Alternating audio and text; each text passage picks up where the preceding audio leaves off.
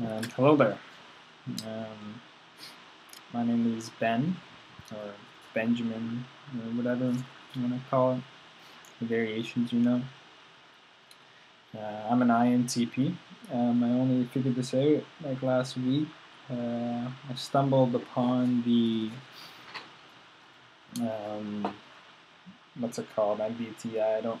I think that's the abbreviation. The test. Actually, I don't even know how I got to it. I think it may have been on the website I was doing this IQ test on. I've always thought it was kind of logical and sensible. So when I finished the test, I was, it kind of substantiated. Well, actually, the fact that I took an IQ test kind of substantiated the fact that I was interested in knowledgeable attributes and whatnot. Anyway, so yeah, I did this quiz, and I was very spoiled at the end of it. Well, sorry, it was spoiling to me as an individual, just because it described a lot of these paradigms of my behavior. It mentioned some things, not very in depth or in detail, but certainly some things that are different between people in terms of behavior, and kind of aggregate to form your overall personality. So, yeah, that was kind of spoiling. You always think you're special. Everybody thinks you're, kind of unique in some manner. I think. I don't know. Maybe it's just, NTs or whatever types you guys think do this inner world kind of thing. Anyway, so yeah, it was pretty interesting, spoiling. I kind of lost half my, sense of self there, but it's good because now I know there's a whole world of people out there I can interact with and draw criticisms and challenge and kind of refine our structure of ideas. In fact, like I was, surprised there's not more discussion groups. INTPs should probably get together and discuss some of their ideas. It's easy to make mistakes in train of thought. It's just yourself, and you don't have people judging you. Yeah, so anyways, yeah, I just kind of randomly talked, I guess. That's kind of what INTPs do. I don't really think about what I'm going to say. It just kind of comes out usually. It usually comes out okay. I don't know if I'm being monotone right now. I'm not used to this camera. Honestly, I don't know if people look into the camera all that much. I'm trying, but it's kind of weird when your face is right here and you're not used to that. Anyways, so yeah, I'm from Canada. I'm 20. I'm a student. I go to school for nanoscience. It's not a theoretical science. It's an applied science. Like engineering, it takes concepts from fundamental sciences, physics and I guess chemistry. But chemistry, people would fight it a lot, but there's a lot of things about chemistry that are actually just really adaptations of physics. Some people would argue all of it is. I'm not going to get into that. Just dispute for meager, argument. Anyways, so yeah, nanoscience. It's an applied science. It's not theoretical, so we take concepts from what we already know. But it's also multidisciplinary, just because we haven't been able to study it effectively before. It's like the study of very small things. Microchip is very small. Nano is about 3 orders, like 1,000 times smaller.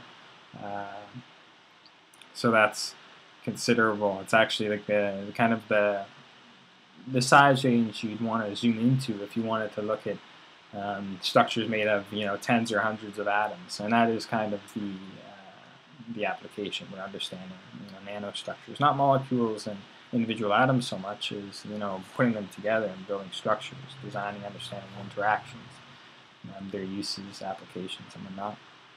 Very exciting. There's a lot of work to do. Anyways, yeah, that's pretty cool stuff. It's pretty tough sometimes. I'm not a big bookworm, but I grasp ideas pretty clearly. It's just sorry, I got a sub in front of me. It's just kind of like the semantics of the math, like the idea. Like when I think about an idea, I never like the particular application. Like I realize it's there, but I'm more concerned about developing the general understanding, just so I can amalgamate it with my other general structure. If you talk about the particular like all the time, and all you have is this applied way of using your ideas, then you can never really put them together into your you can never compare them, make sure they're consistent with your other ideas and whatnot. So I don't know, I'm really concerned about that. It's pretty fundamental if you want to, think a lot and become very knowledgeable and intuitive, I suppose. So yeah, I'm just kind of rambling. I know I mentioned this before, but I guess it's probably the best way to describe and open myself up, since I'm just doing an INTP video. So yeah, what else? Actually, I had a list of questions here for INTPs. I'm going to bring them up. I'm not going to address them like straight out, but I'll poke at them when they become relevant. Whatever I'm saying. I guess we'll start with one. Maybe it's how have you managed to deal with our predisposition to procrastinate? And honestly, I haven't really. I've kind of learned. You learn from mistakes to some degree, but only to the degree that is necessary for you to still survive.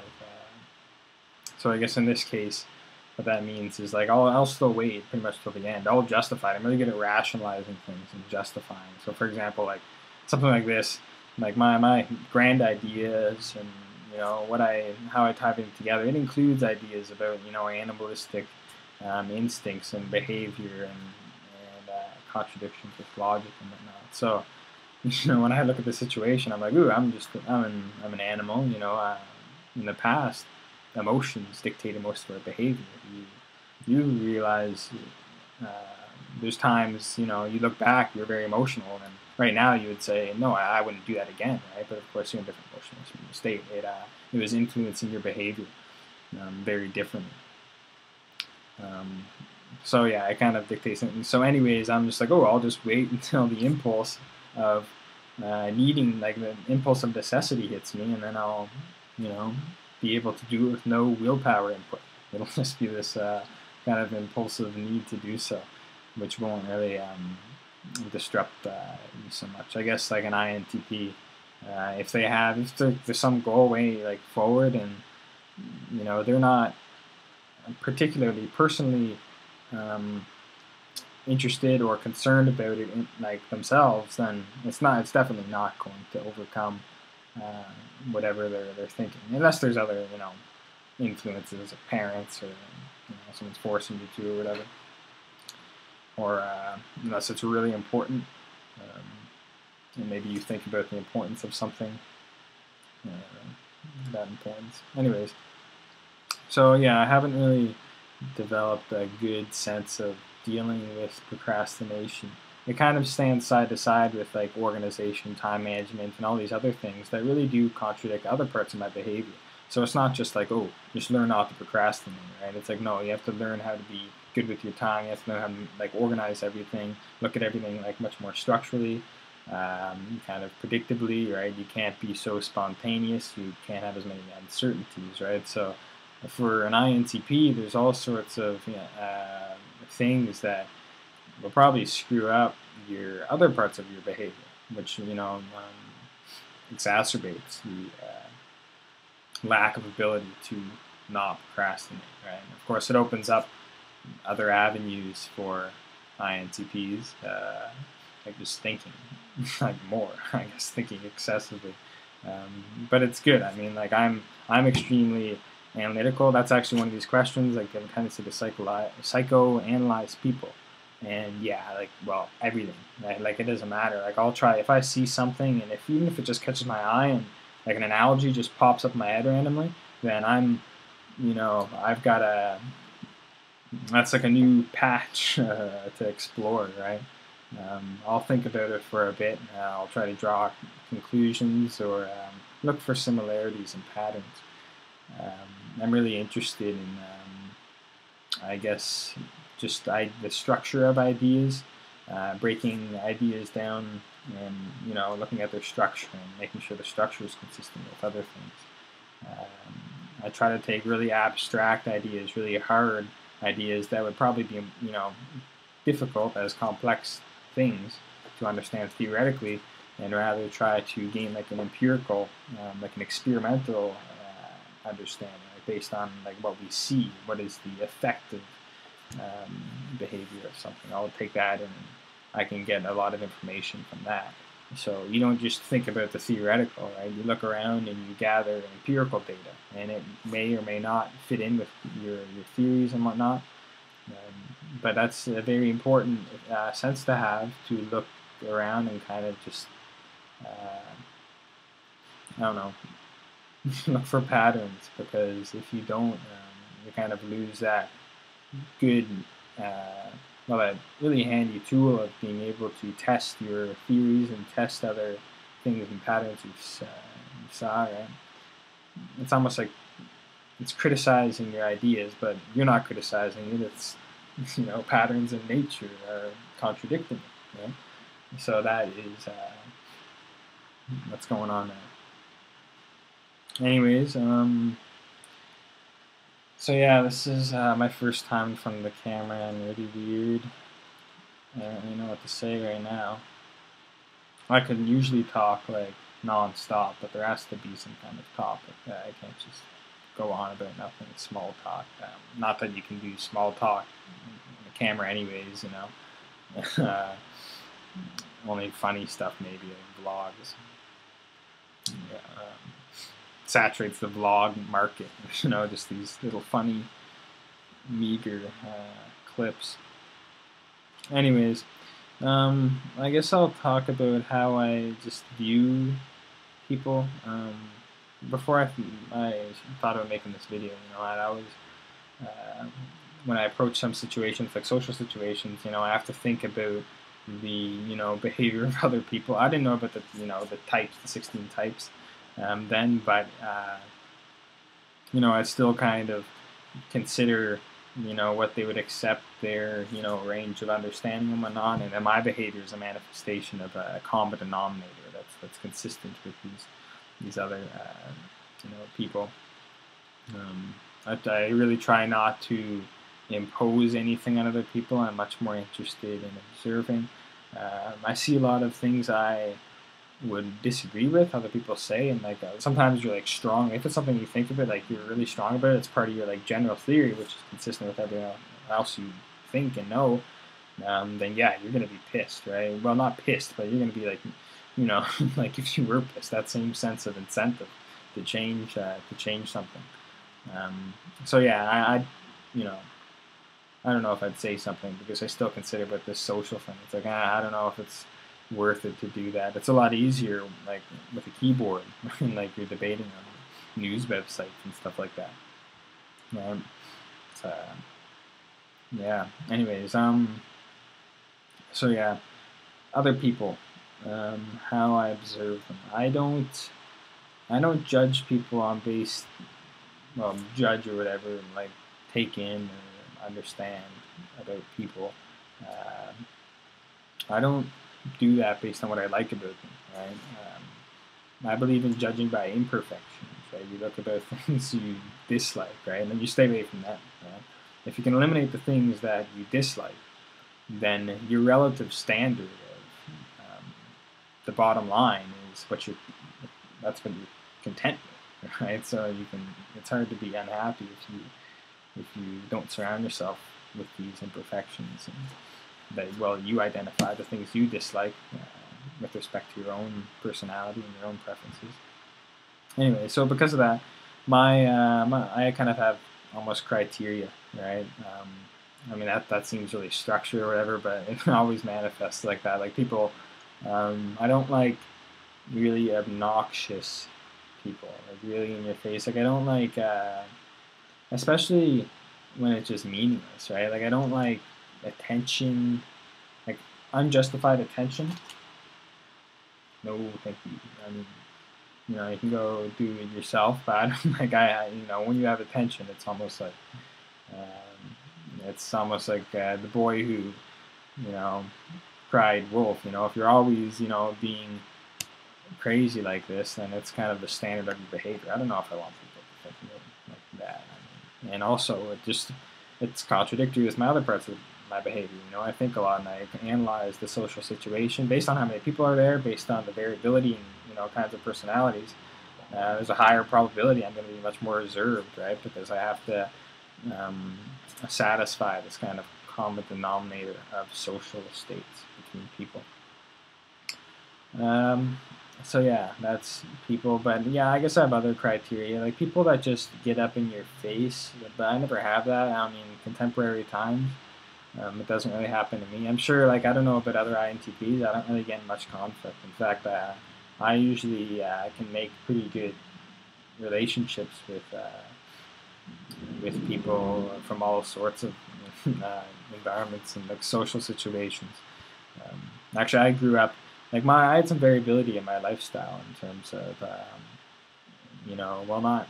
always lived pretty good. I live in Canada, but I guess when I was younger, like my dad's house, it was always more I don't know, not higher class. Well, yeah, I guess it was higher class. It wasn't smug, but it's like relative to my mom's environment, which was pretty awesome.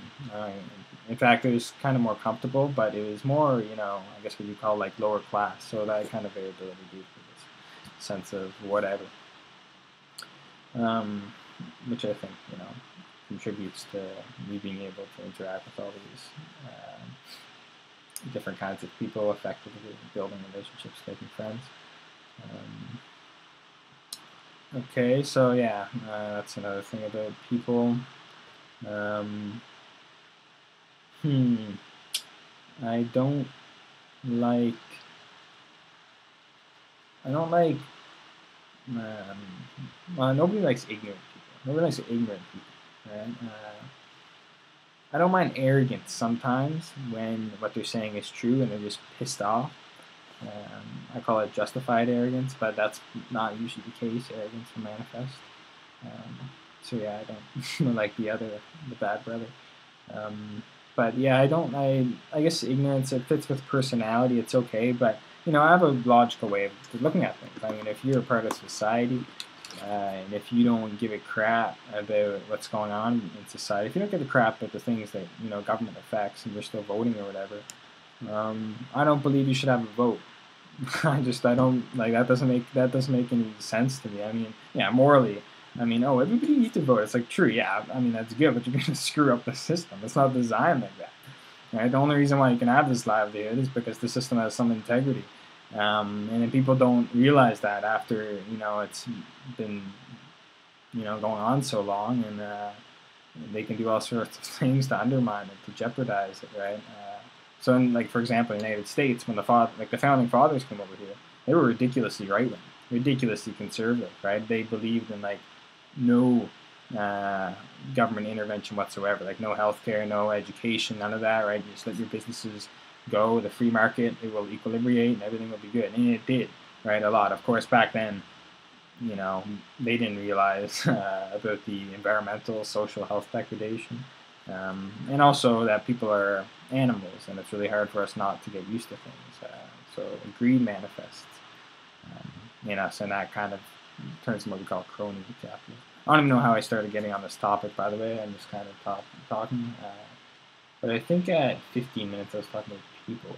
So, ignorance, okay. Voting. Yeah, so if you don't understand how the system works, right, that's like going back to the founding fathers, right? They understood how all this works. But you look at today, it's extremely left. And I mean, I support a lot of these movements, I support a lot of these things, but a lot of the leftist things that we have to do, we only have to do because we didn't follow the more conservative path in the first place, right? It's just kind of it's like a perturbation on dynamic equilibrium. The free market is an equilibrium, right? You can impose some change in a parameter. You can set a parameter, but it will change. It will have a converse effects on the other parameters in that system. Right? You have to be understanding of that. So whether it's parenting or whether it's the atmosphere, dumping CO2, parenting, imposing rule on a child who is in a free market of a new time, the same analogous to government. You can impose all these, things because you think they're right and you think you understand the future and what's going to happen, but it's really hard for a human to do that. It's a complex system, the economy, because, just consider some of just one vertical oriented part of the ideas, right? At one end you have like people doing psychological work trying to test like how to better sell things, right? And at the top you have like macroeconomics, so it's so complicated. It's incredibly hard to predict how things go, and if you just have some simple law that seems really morally good, but the implications of it are unclear, right, based on the complexity of the system, the time component, then, there's an uncertainty. You shouldn't just go with it because you feel good, right? I mean, in nature, in the jungle, we acted completely on emotion, right? We kill somebody else if if they endangered us, right? We have laws now. We say, oh, that's bad, right? But, just rather emotional. And we have to abide to... Actually, yeah, free market is your behavior, kind of. Sorry, screw this man. Your behavior, because when we impose logic and laws and religion and stuff, it sets those behavioral parameters and makes sure we don't do things that are against what is logically acceptable in society, right? Or rather, emotion, like how we feel emotions, are just the logical interpretation of chemical stimulus, drugs in the brain, right, that actually make you feel the emotions, right? So our interpretation manifests, happiness or anger and all these things, right? And those things, based on whether they're, if you just wanted to index it simply, positive or negative, if you wanted to index it like that, sorry, I just completely forgot what I was talking about. It's a brain fart. I have to backtrack.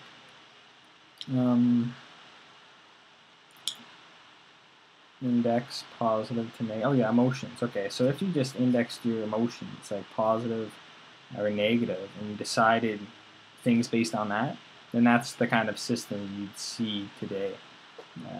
Well, that's what the system is, right? Like we just kind of base our decisions based on positive, negative. Many people have a negativity complex. It's bad, right?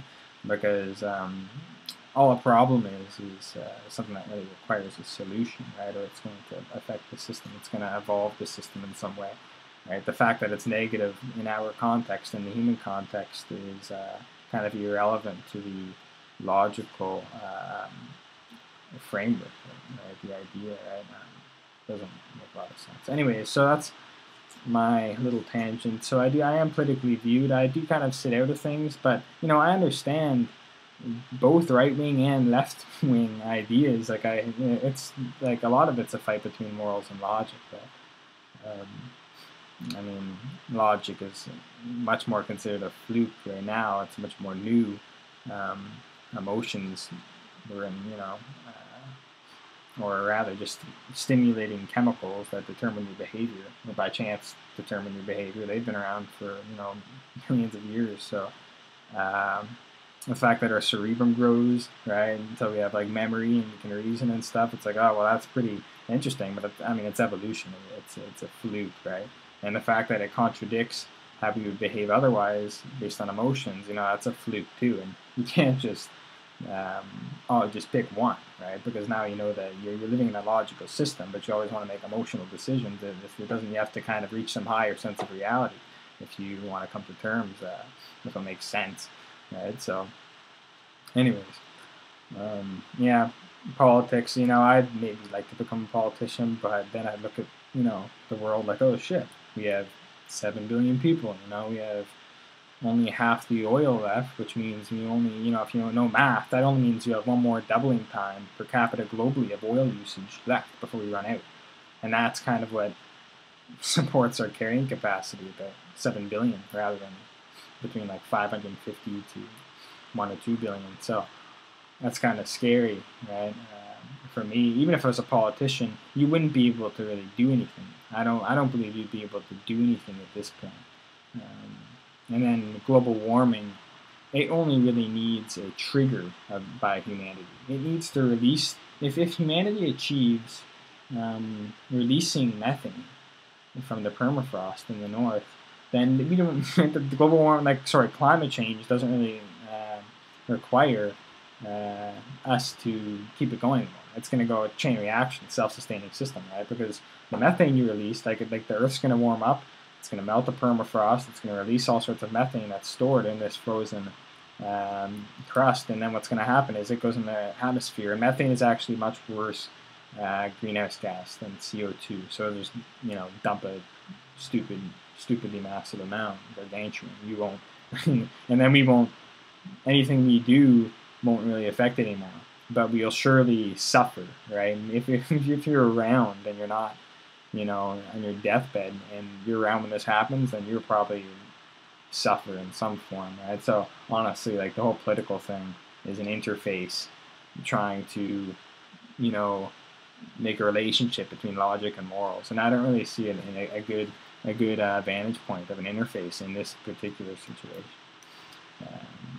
In fact, I think it's more a satirical advantage. It's a good advantage to just be satirical.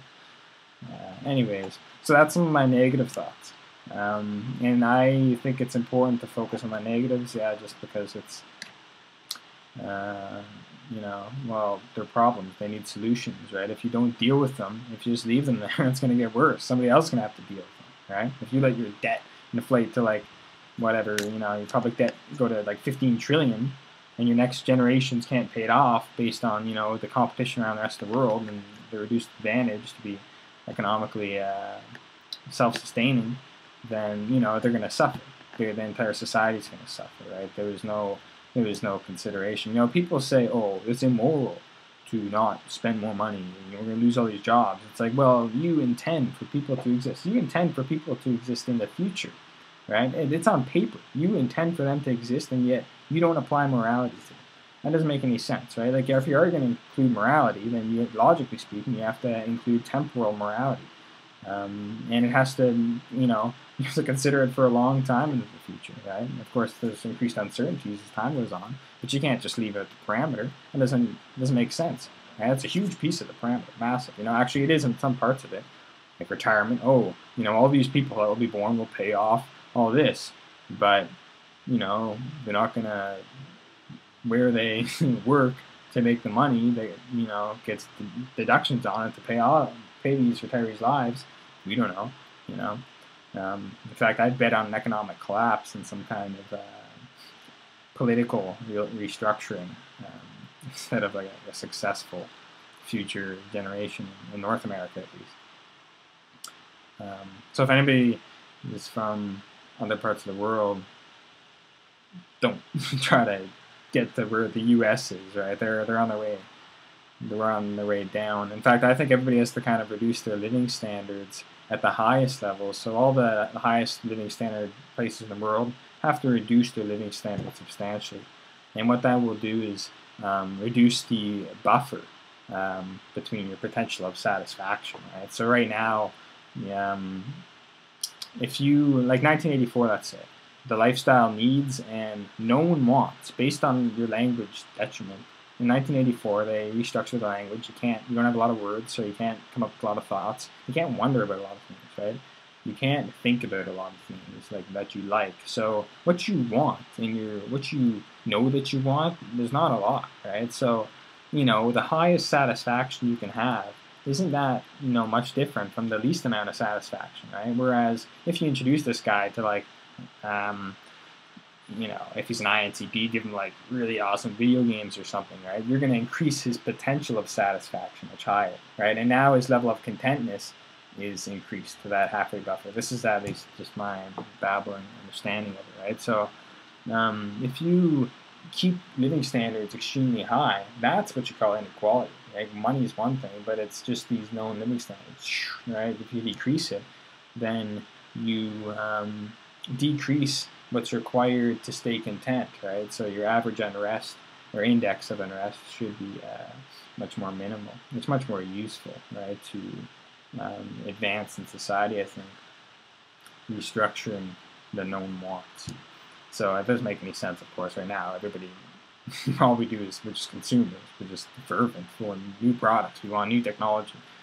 People bet on new technology. People um, assume, right? But it's actually not all that useful. Like when we get a new technology, we tend to get used to it very quickly. Just as animals, you get used to it. It's probably a defense mechanism or something, and tied in with the fluke of having memory, just some weird contorted piece of behavior, like getting used to things really easily, getting bored really easily.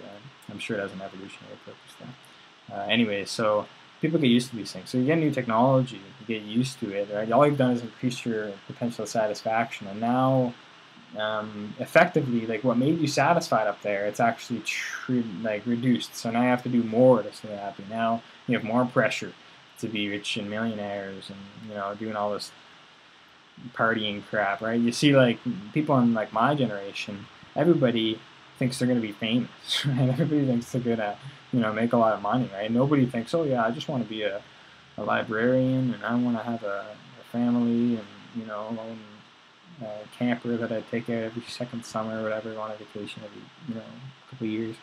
Like that's nobody thinks like that. Everybody's thinking about big glamour, big everything, big lives, and it's that. I believe it's probably the trickle down manifestation, the implications of this increased entitlement, right? Sense of entitlement. It's a learned animalistic sense of what you want, and it's unhealthy, I think, to just perpetuate it. And I think other economies, like every third world country, or plus like all developing countries, if they see these things, then they will not act. They will try to get there as fast as possible, and they will not address any of these issues, psychological issues, until they get there, right? So it's an inevitable problem, I think, unless you get rid of the highest living standard society. So you'd want to crash in big economies, I think, right around now, which is convenient, if not, interesting with the economic situation. Who knows? Maybe they put it together. I would. I mean, if I was on some Politburo, I would certainly set that up. You have to think about the future generations. It took 3.5 billion years of evolutionary R&D to design the human body, and we're just going to toss it away in 12,000 years. Right? We started farming, and that was our doom. Right? We artificially increased our carrying capacity with logic, right? Beyond the sustainability of the environment that are designed is, in correspondence with. So that is risky business, very satirical and interesting, because even if you could leave behind some message and we died off, and then there's a chance for another one of these civilizations to arise before we burn out in the sun, then we probably wouldn't be able to communicate it to them in time. They'd have to learn all these communication skills and do all this stuff. Imagine if like people built all these ancient structures to teach us some serious shit, but it just didn't get across to us in time. It's a pretty funny story, and I'm sure that may be a contribution to why we don't see as much extraterrestrial light. Well, it doesn't match up with our predictions. Of course, our predictions are that we probably won't see one anyway, so it's probably included in there based on the very high level of conservatism in those predictions, the mathematical predictions. So yeah, pretty funny stuff. Yeah, so anyways, that's just how I think. I just kind of go on about stuff.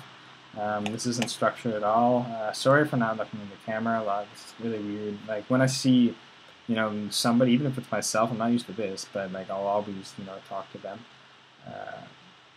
talk to myself, which I do anyways. So yeah, that's just me babbling on about stuff. I may do another one of these, depending on if there's any feedback or whatever. You can criticize me and do whatever, but I prefer sticking to ideas. If you want to say something about, oh, you say this or say that,